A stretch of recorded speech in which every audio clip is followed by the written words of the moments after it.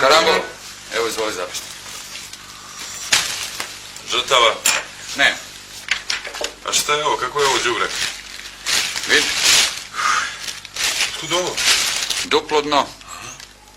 Pa se rascepilo u sudaru.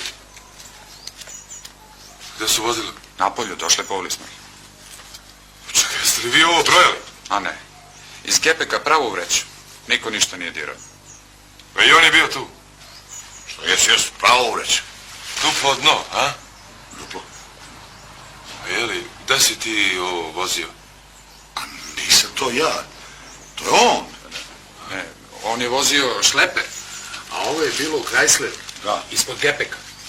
A gde je taj drugi? Pa pobegu. Pa preko livade prebušnu. Od koga? A od njega. Napao ga izgleda ručnom dizelicom. Da. Pa da sam ja znao da on to ima, ja bi njega uvatio, doveo bi ga ovdje da ga vi, gospodine komandante, saslušate, fino. Zašto on ovdje... Sad je dosta! Ovdje se, hoće drogu, hoće da ga uzima duvan, a? Udalji se. Na licu mesta bio samo on, sa ručnom dizelicom u ruci.